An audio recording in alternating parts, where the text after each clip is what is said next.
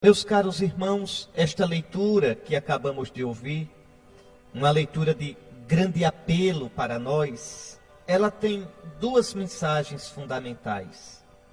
Na primeira parte, o apelo a que busquemos o Senhor.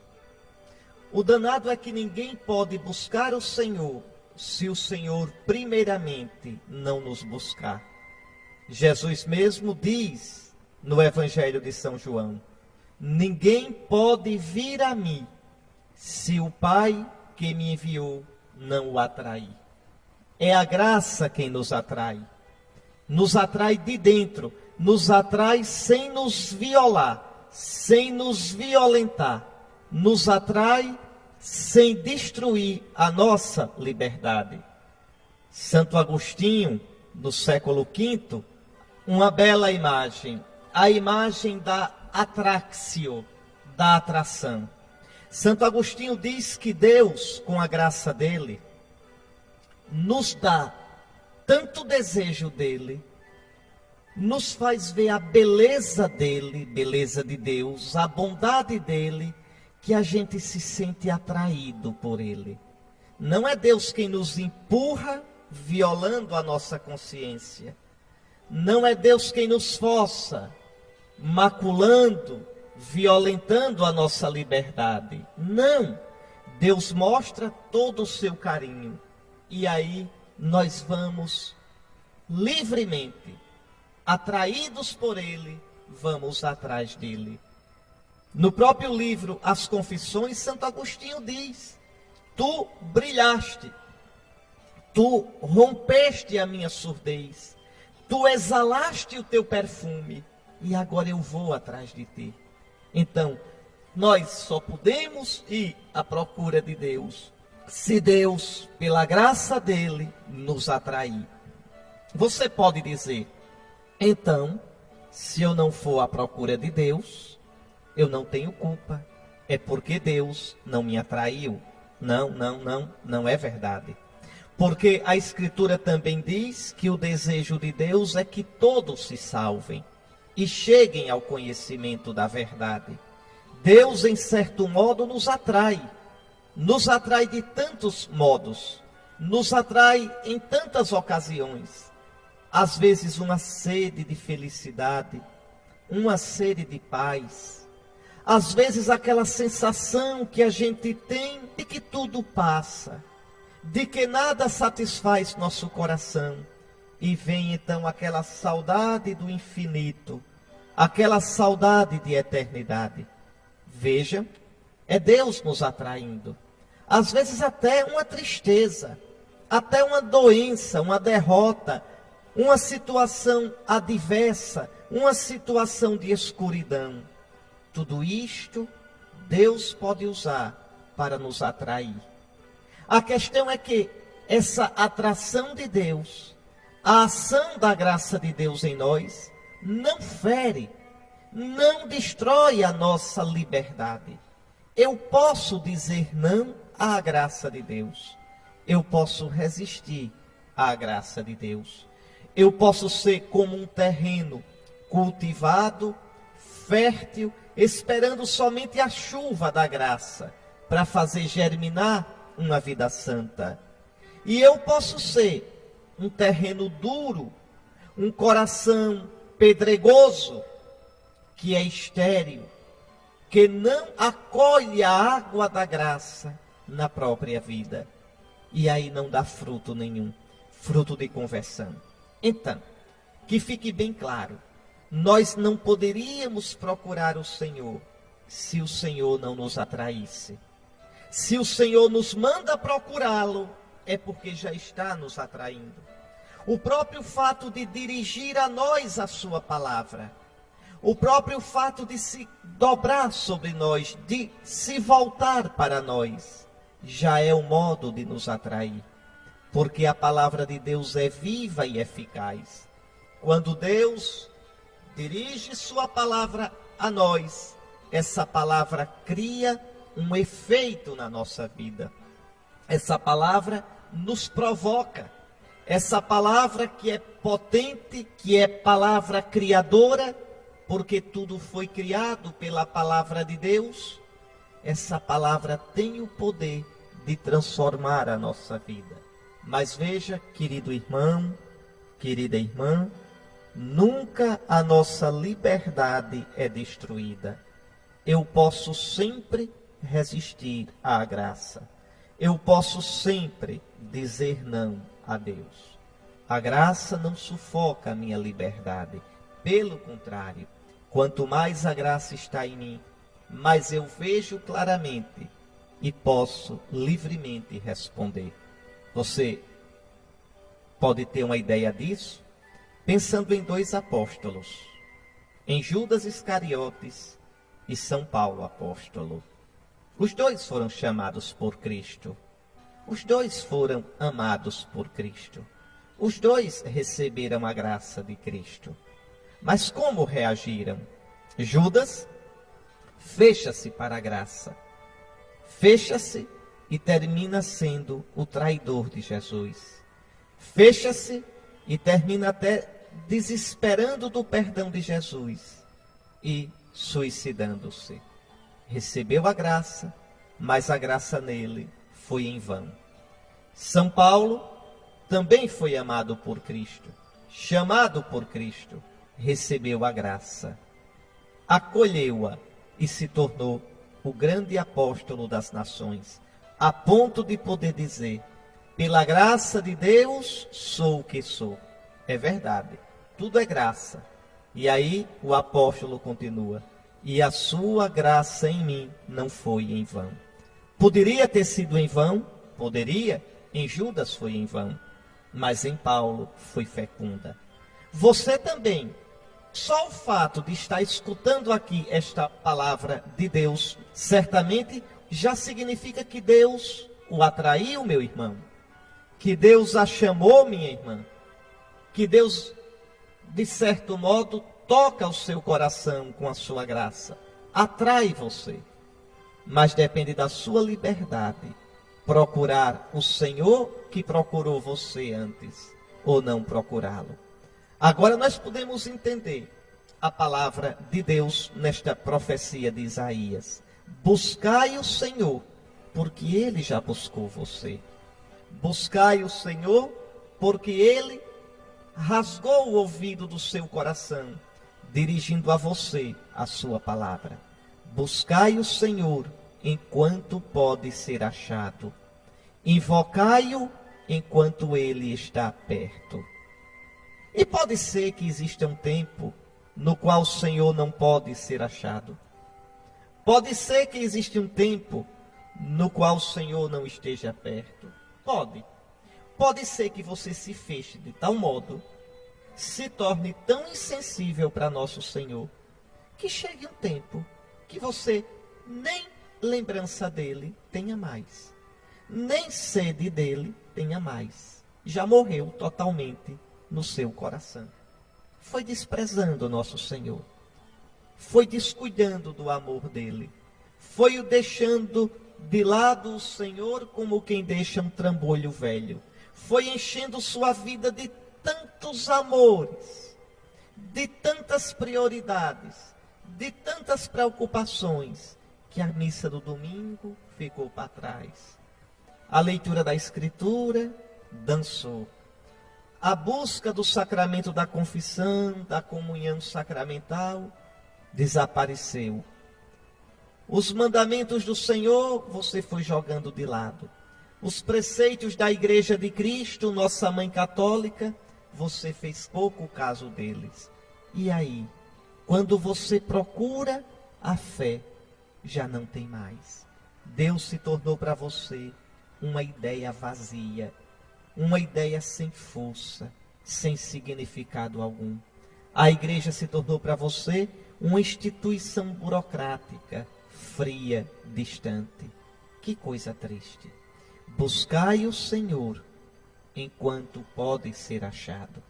Invocai-o enquanto Ele está perto, enquanto está perto do teu coração, enquanto está perto da tua mente, enquanto tu tens saudades dele.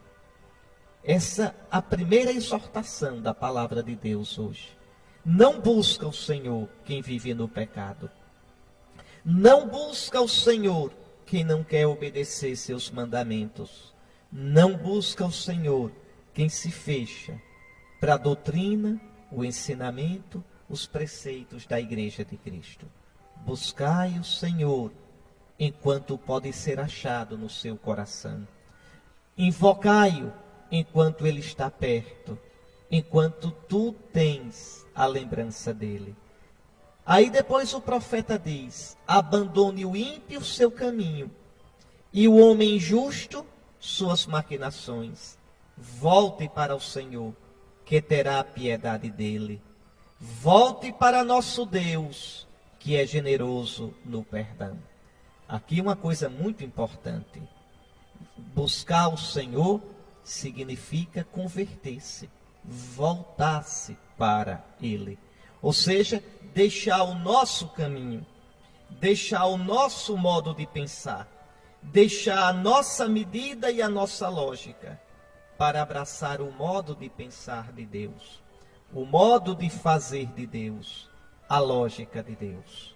Então, o apelo a buscar o Senhor, mas buscá-lo de verdade. Buscar o Senhor não é só cantar amém e aleluia.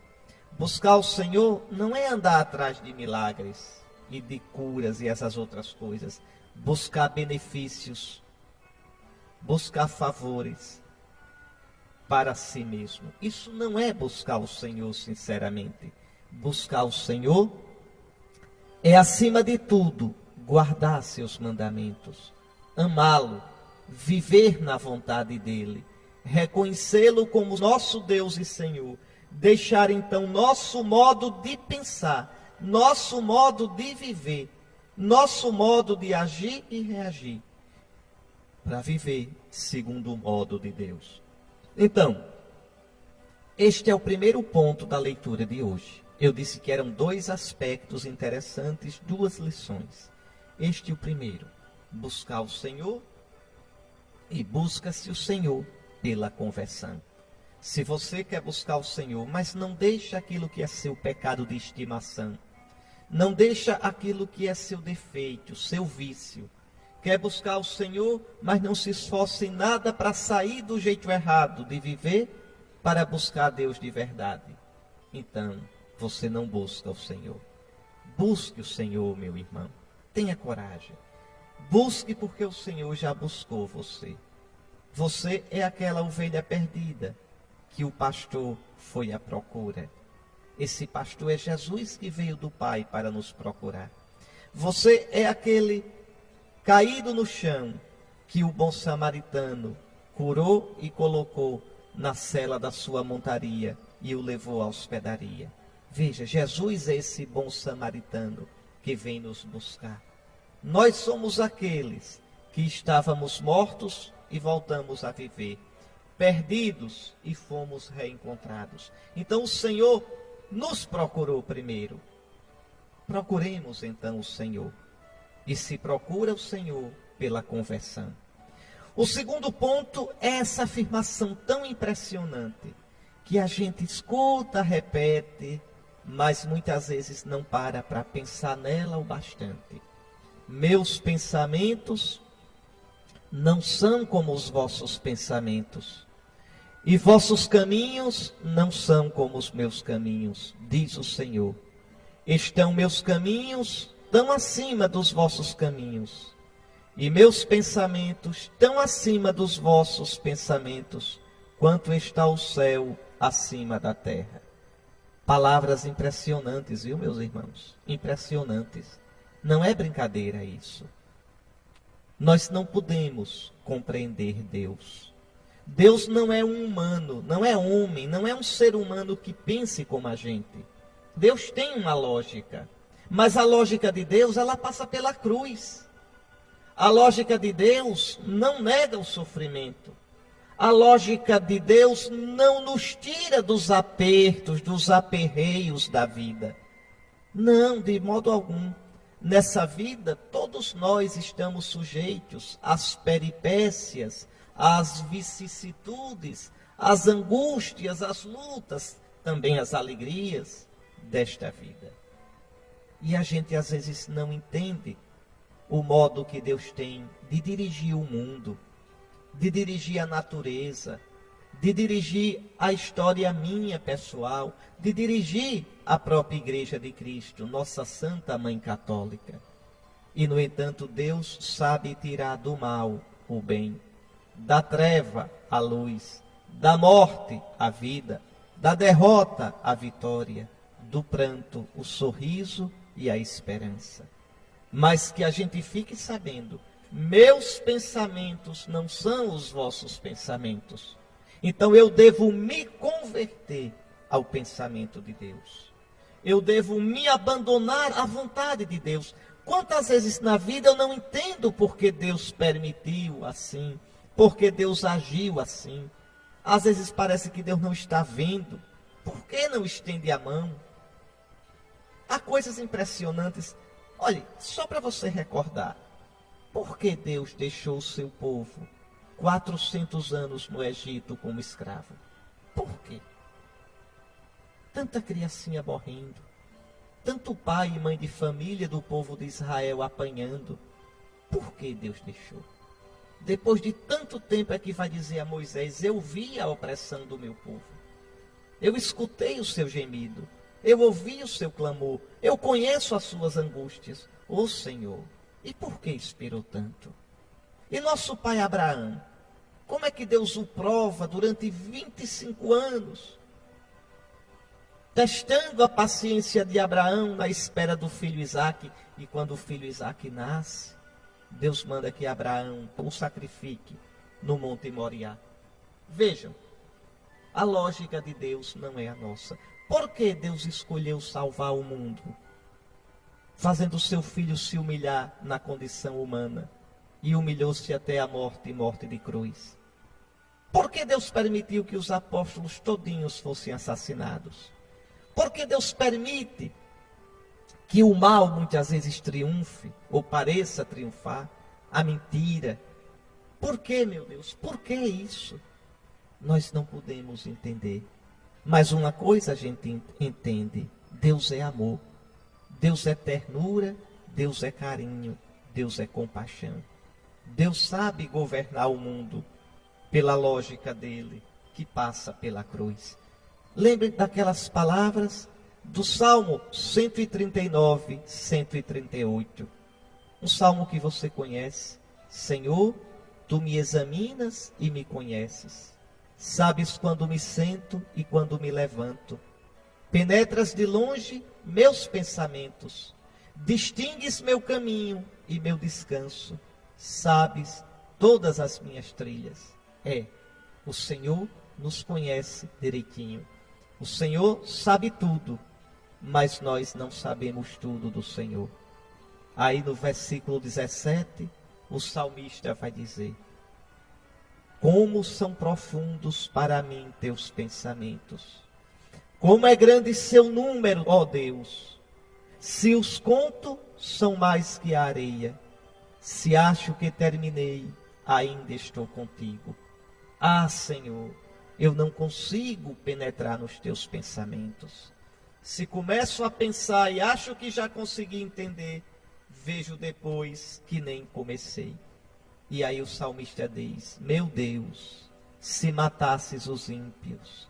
Veja, meu Deus, se matasses o ímpio. Ah, meu Deus, por que tu não tiras o pecado do mundo? Por que tu não fazes desaparecer o mal, Senhor? Assassinos, afastai-vos de mim. Eles falam de ti coisas iníquas, Senhor. Ergueram-se, mas em vão contra ti. Ou seja, o próprio salmista experimenta que não consegue entender a lógica de Deus. Por que tu fazes assim, Senhor? E termina pedindo no versículo 23: examina-me, ó Deus, e conhece meu coração. Prova-me e conhece meus sentimentos. Olha se meu caminho se desvia e guia-me pelo caminho eterno. Está aí. Meus queridos irmãos, peçamos a Deus a graça da humildade de crer nele, mesmo quando não o compreendamos. De esperar nele, mesmo quando for difícil. entender seus caminhos. Peçamos a Deus a coragem de procurá-lo sempre, mesmo nas escuridões da vida, e crer de modo absoluto no seu amor, na sua verdade. Vamos juntos rezar o salmo da missa de hoje. E é interessante, o salmo vai dizer: grande é o Senhor e muito digno de louvores, e ninguém pode medir sua grandeza. Ninguém pode compreender o pensamento do Senhor. E Deus não tem contas a nos prestar, nem explicações a nos dar. Meus queridos irmãos, a carta de São Paulo aos Filipenses é uma das mais meigas daquelas que o apóstolo escreveu. É uma daquelas mais afetivas, tem afirmações belíssimas. Uma daquelas nas quais São Paulo mais coloca o seu coração.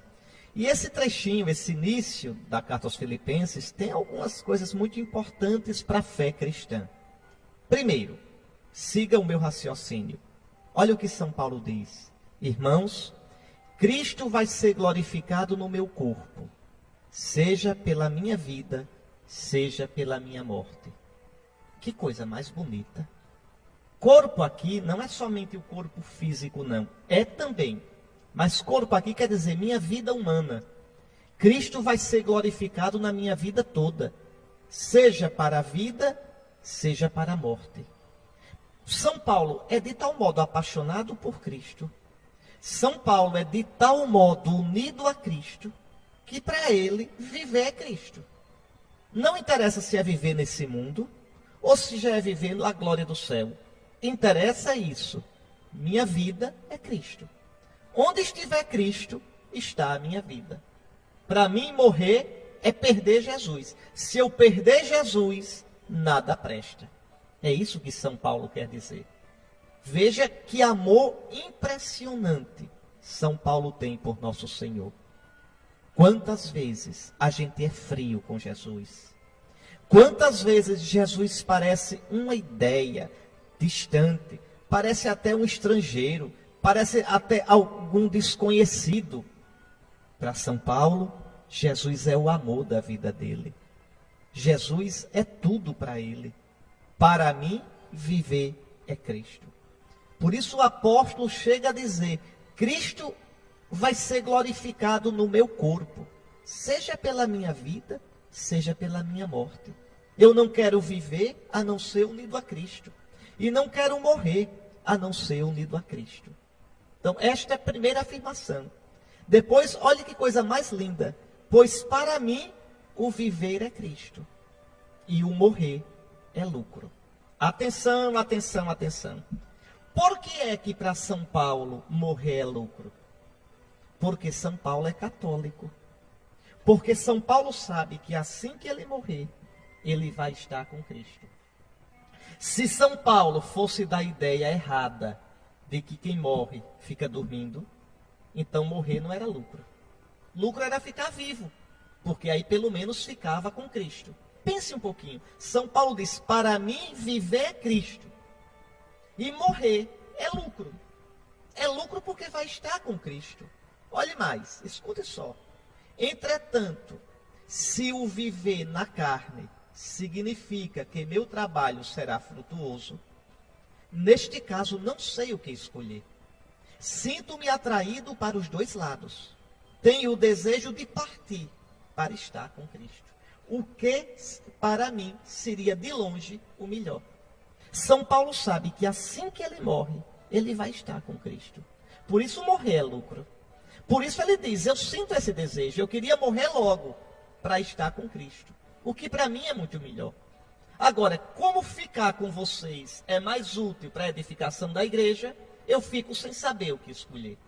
Você sabe que alguns irmãos nossos ensinam, com a Bíblia na mão, mas sem saber interpretar, que a gente quando morre fica dormindo. Essa ideia não é cristã. Essa ideia é de antes do cristianismo. Bem antes. Bem antes. Por isso que não adianta a gente só pegar a Bíblia e sair lendo. É importante entender em que época foi escrito aquele livro que a gente está lendo, entender a teologia que tem por trás daquele livro. vou explicar uma coisinha a vocês. Se vocês pegarem os livros mais antigos da Bíblia, os mais antigos, nesses mais antigos, nem se esperava na vida eterna. Nem se sabia que existia a ressurreição. Nos livros mais antigos da Bíblia, a ideia é esta. Escute só. Quem morre, morreu. Vai ficar para sempre no sono da morte. Então, para que ser bom? Qual é a diferença entre ser amigo de Deus ou ser apartado de Deus?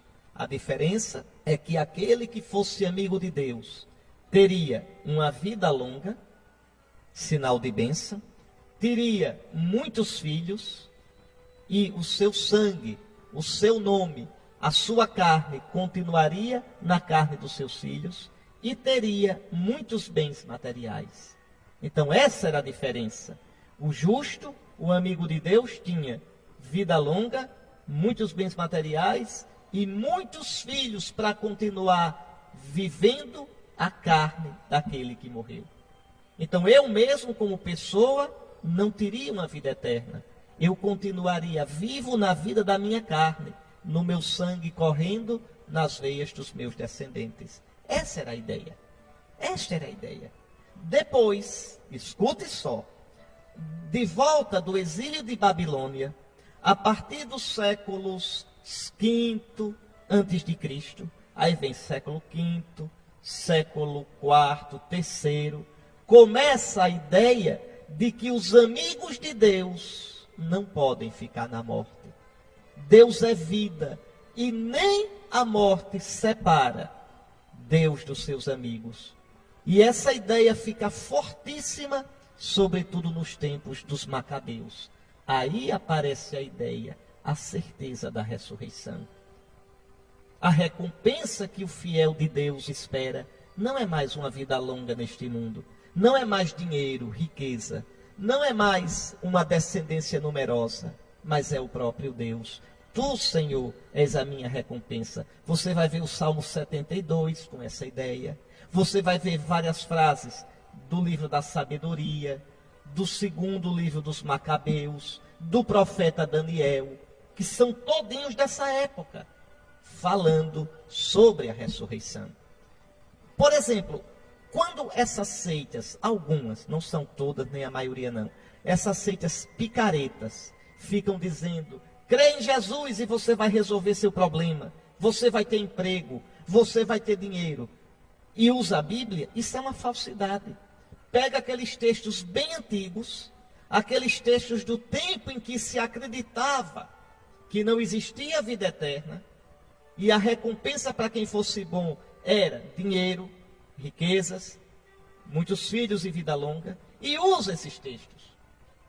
Textos que Jesus já reinterpretou.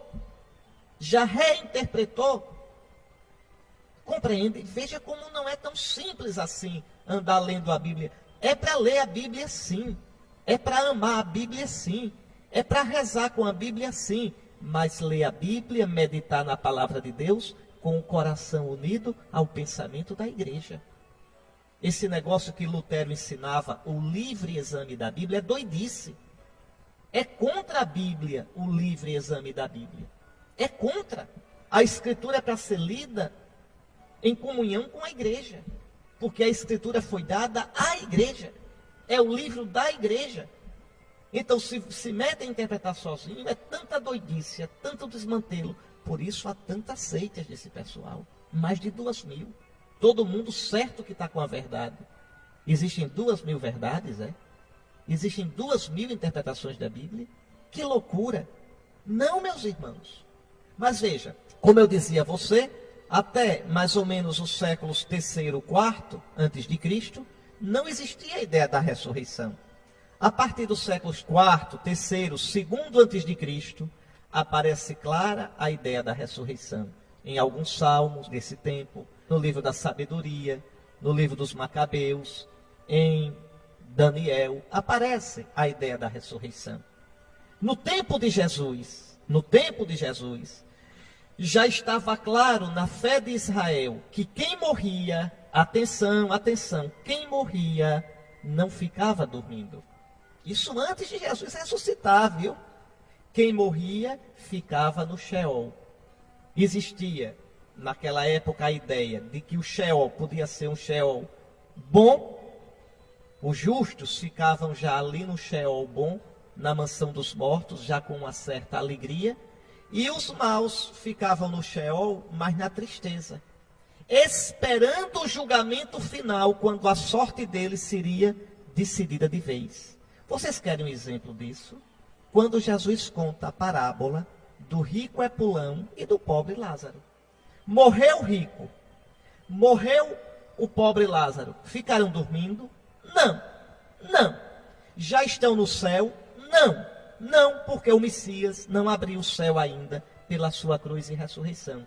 Eles ficam na mansão dos mortos. Mas Lázaro, junto do pai Abraão, vejam, para o cristão isso não basta.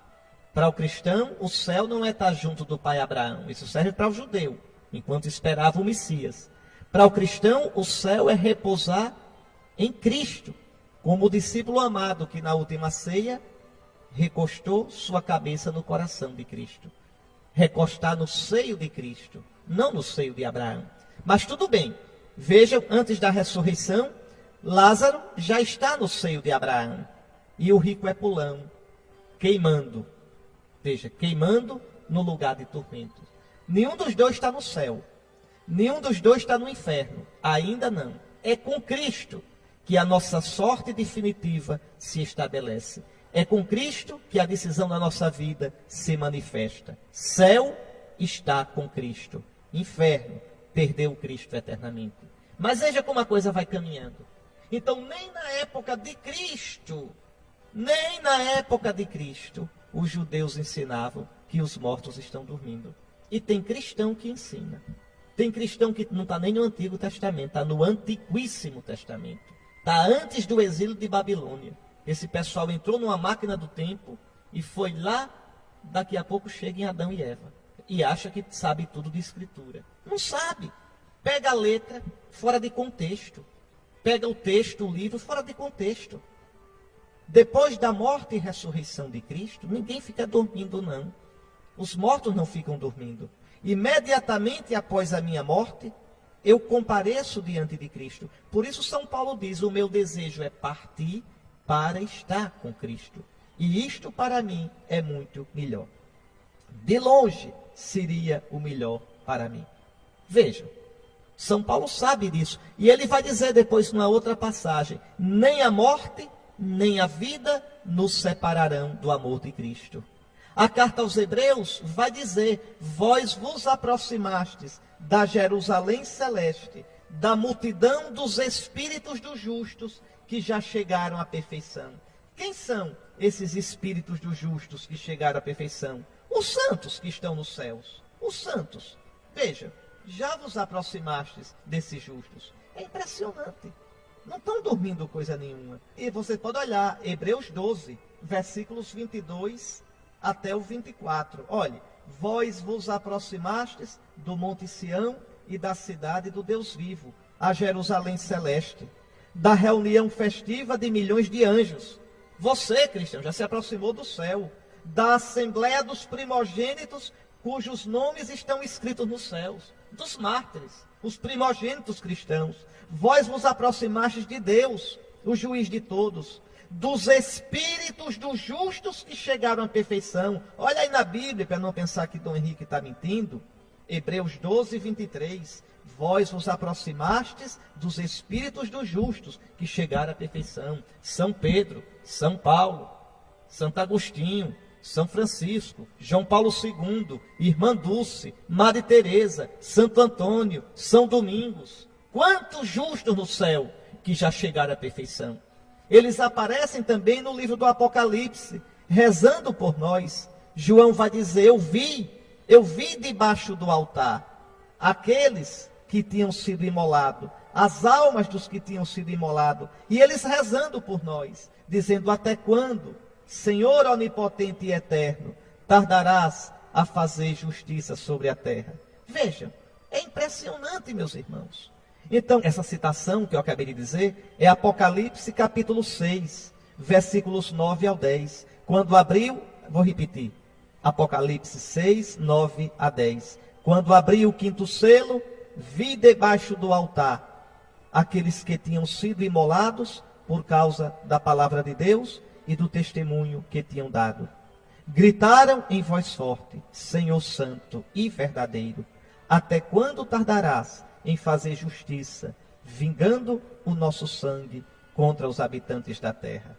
Está aí. Aqui diz assim: vi aqueles que tinham sido imolados. No grego mesmo diz assim: vi a psique, vi a alma daqueles que tinham sido imolados.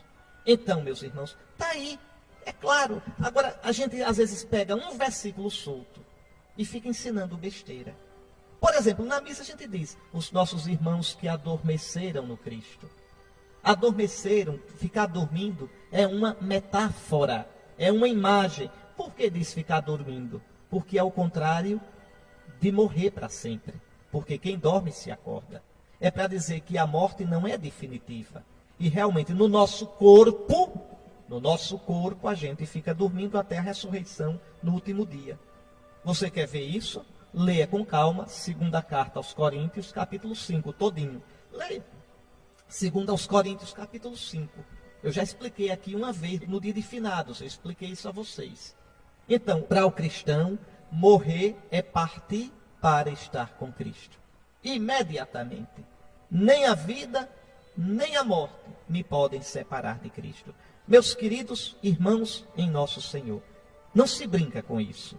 É preciso que a gente tenha clara a percepção, a ideia do que acontece conosco após a morte. Porque nosso Senhor revelou, imediatamente após a minha morte, na minha alma, quer dizer, no meu eu, no núcleo da minha personalidade, eu serei julgado. Serei julgado. Se vivi uma vida totalmente aberta para Cristo, estarei com Ele para sempre em glória. Se vivi uma vida totalmente fechada para Cristo, se minha vida foi um não, eu perderei o Cristo eternamente. É o inferno que existe e que é para sempre. Mas, se eu fui aberto para Cristo, atenção, fui amigo de Cristo, mas desses amigos, que um bocado de coisinha que eu tinha, eu não corrigi, eu não tive amor o bastante a Cristo para purificar essas porcarias na minha vida, imediatamente após a morte, no abraço que Jesus me dá, eu serei purificado, purgado, daí o nome purgatório. Purgatório não é um lugar, purgatório é um estado, é uma situação. No abraço que Cristo me dá, Cristo cheio do Espírito Santo, que é fogo devorador, queima o que foi pecado em mim. Queima aquilo que faltou. Ah, mas depois que a gente morre não pode mudar de ideia. Sim, não mudou não. Você morreu amigo de Cristo. Você morreu buscando a Cristo. Só que alguns pedacinhos seus ainda são incoerentes. Só que você não foi firme, forte, não teve um amor tão grande a ponto de excluir da sua vida as incoerências com a opção que você fez por Cristo. Então isso é queimado, é purgado no abraço que você dá em Cristo eternamente. E esse abraço é o céu. Então quer dizer que não tem tempo no purgatório? Tem não. E por que a gente reza ainda hoje por quem morreu para se purificar do pecado? Reza porque o tempo lá não é igual daqui. Uma oração que eu faço por minha avó, que morreu há 3 anos, serve para ela. Porque no céu não é hoje, dia 18 de setembro de 2011. A temporalidade do céu é diferente da daqui. Só isso. Mas veja, existe um purgatório mais longo e um mais curto? Não, não é questão de longo e curto. A questão é da intensidade. Quanto mais eu vi que pequei, quanto mais eu vi que fui pouco generoso, mais dor. A dor do coração. Quanto mais aquela falha, aquele viciozinho que eu não corrigi, que eu não lutei contra ele, quanto mais estava arraigado em mim, mais dói para tirar, para eu deixar aquilo. Então isso é o purgatório. Mas eu sou purgado e vou para o céu. Quanto ao meu corpo, é destruído. Só no fim dos tempos é que vai ressuscitar. Então essa é a nossa esperança. Por isso nós rezamos pelos mortos. Por isso oferecemos o sacrifício de Cristo por quem morreu. Uma pessoa nossa que morra, a gente deve ter muito cuidado de rezar por ela. E de mandar celebrar por ela a Santa Missa, o sacrifício de Cristo. Santa Mônica pedia a Santo Agostinho, tão bonito, tão bonito. Quando os dois estão em Óstia, perto de Roma, esperando o navio para voltarem para a África, Santa Mônica cai doente. E ela diz, meu filho, não se preocupe não com meu corpo. Onde eu morrer, me enterre. Eu só peço que tu não te esqueças de mim, junto do altar de Deus. Que coisa linda. Então, rezar pelos mortos. O segundo livro dos Macabeus diz que é um pensamento justo e piedoso rezar pelos mortos. Não é brincadeira não isso. Quando você morrer, você vai ver como é importante rezar por você. Você vai ver. A igreja já reza todos os dias em cada missa. Mas a gente deve, como piedade, cuidar dos mortos da gente. Às vezes as pessoas dizem, olhe, Dom Henrique, eu não cuidei bem, não amei bem como devia o meu pai, a minha mãe, e eles agora morreram e eu fico aperreado. Não, não fique aperreado não. Você pode fazer muito por eles. Você pode rezar por eles. Você pode mandar oferecer por eles o santo sacrifício da missa. Então, cuidado, não é? É importante. Você pode ouvir, ó, segundo livro dos Macabeus, capítulo 12, versículo 42. Lá fala, né, que os judeus puseram-se em oração, pedindo que o pecado cometido pelos mortos fosse completamente cancelado. Tendo organizado uma coleta individual, que chegou a perto de 2.000 dracmas de prata, enviou-as a Jerusalém, a fim de que se oferecesse um sacrifício pelo pecado dos mortos. Você pode ler o texto todinho, segundo Macabeus 12, que está falando dos mortos, dos soldados que morreram na batalha. Agiu assim, pensando muito bem e nobremente sobre a ressurreição. De fato, se ele aqui é Judas Macabeu, não tivesse esperança na ressurreição dos que tinham morrido na batalha, seria supérfluo e vão orar pelos mortos. Mas considerando que um ótimo dom da graça de Deus está reservado para os que adormecem piedosamente na morte, era santo e piedoso o seu modo de pensar. Eis porque mandou fazer o sacrifício expiatório pelos falecidos, a fim de que fossem absolvidos do seu pecado. Está aí a palavra de Deus, é a palavra de Deus. É a palavra de Deus. Então, rezar pelos mortos. Quando alguém da sua família morrer, mande celebrar mensalmente a Santa Missa por essa pessoa, o sacrifício de Cristo. E depois de um ano, anualmente, mande rezar. E na sua oração pessoal, reze por essa pessoa. Às vezes faça boas obras, dê esmolas, pedindo por essa pessoa. Então essa é a doutrina cristã desde o início. Desde o início. Bom, então ficou claro isso. São Paulo diz, olhe, para mim, seja na minha vida, seja na minha morte, Cristo será glorificado. Agora, para mim, é melhor morrer, partir logo para estar com Cristo. Que coisa bonita, não é? Para quem crê, morrer não é morrer. Para quem crê, morrer é partir para estar com Cristo. Santa Teresinha dizia, eu não morro, eu entro na vida. Santa Teresa d'Ávila dizia, eu morro porque não morro. Tão alta vida espero, que morro porque não morro. É assim, quando a gente crê em Cristo, a vida e a morte ganham um novo sentido. Só uma coisa importa, termina dizendo São Paulo, vivei à altura do Evangelho de Cristo. Quem vive buscando o Senhor, como disse a primeira leitura, quer esteja vivo, quer esteja morto, nada o separará do amor de Cristo. Meus irmãos, que evangelho bonito esse. É muito simples essa parábola de Jesus, mas tem ensinamentos impressionantes. Primeiro, olhe como Jesus começa. Olhe bem, o reino dos céus é... Quando Jesus começar assim, pelo amor de Deus... Preste bem atenção, porque é Jesus falando de como é o céu, de como é o coração do Pai, de como é a lógica de Deus. Como é o reino dos céus? Como é que Deus age no seu reino? Repare, é como a história do patrão que saiu de madrugada para contratar trabalhadores para a sua vinha. Esse patrão sai de madrugada, às 9 horas volta na praça para procurar desocupado, porque era assim, viu? Antigamente não tinha contrato de trabalho, não tinha carteira assinada, não tinha nada disso. Quem queria trabalhar fazia o quê? Ia para a praça. Ficava lá de braço cruzado, esperando que quem precisasse de trabalhador fosse lá contratar. Era assim que se fazia. A praça era o mercado de trabalho. Pois bem, o dono da vinha é o Pai do céu. A vinha é o reino dos céus. O que foi que eu comecei dizendo hoje na primeira leitura? Que ninguém pode buscar a Deus se Deus primeiro não nos buscar. Olhe Deus buscando a gente. De madrugada, antes do dia começar, Deus já busca você. Deus já procura você. Venha para a minha vinha. Venha trabalhar na minha vinha. Abra o seu coração para mim. É isso que Deus pede. E pede com insistência. É belíssimo. Deus nos procura. Deus procura você. Deus procura seus filhos. Deus procura seus amigos. Deus procura a humanidade toda na praça da vida. Na praça deste mundo. E procura com insistência. De madrugada, às 9 da manhã, meio-dia ainda vai procurar, às 3 da tarde o dia já terminando, e ainda vai procurar, e que absurdo, às 5 horas da tarde, faltando só 1 hora para terminar o trabalho. E se pagar a diária, que se pagava no fim do dia já, não era no fim do mês não, era cada dia.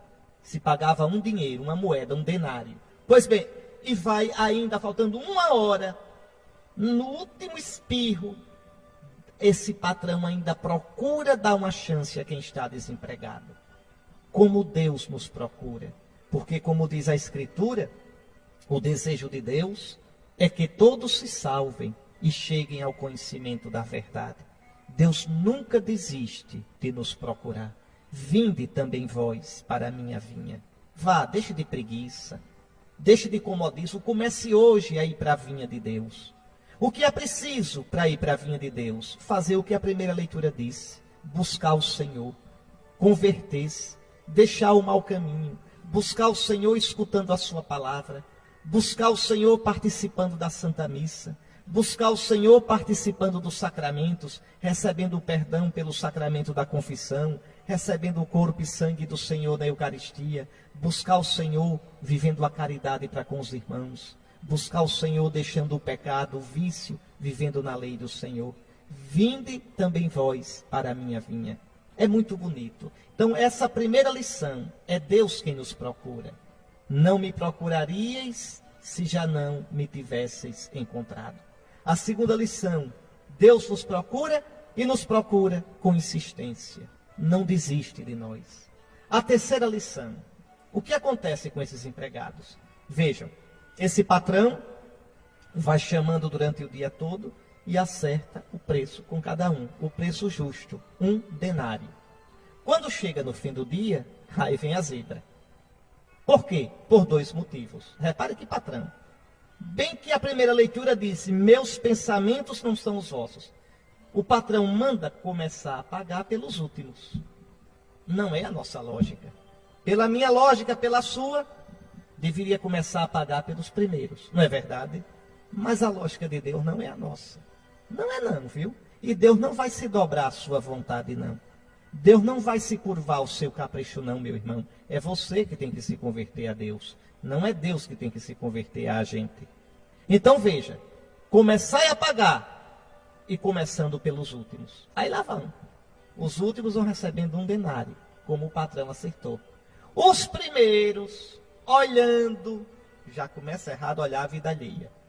Isso a gente vê tanto nas nossas paróquias, nos nossos grupos, na igreja. Oh, meu Deus! Eu sei que no mundo a gente vê também, mas no mundo é isso mesmo. Mas na igreja, a gente que conhece Jesus. Pois bem, os primeiros ali, só olhando no canto do olho, como quem não quer e querendo, para ver como é que ia fazer. Quando chega a vez deles, eles esperavam receber bem mais, porque o patrão pagou um dinheiro, a diária todinha, quem só trabalhou 1 hora. E os que chegaram primeiro receberam a mesma moeda.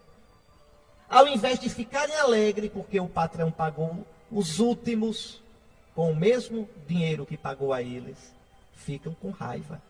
Como é que tu nos igualas a esses que só trabalharam 1 hora? Que coisa triste, né, minha gente? A pessoa ficar com raiva pelo bem do outro.